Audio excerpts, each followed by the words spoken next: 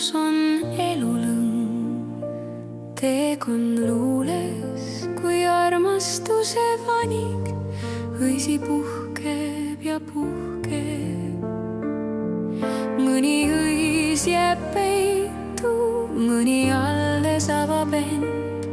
Pahvak õisi kandub kaelani ja salaja sõitseb. Vanigu see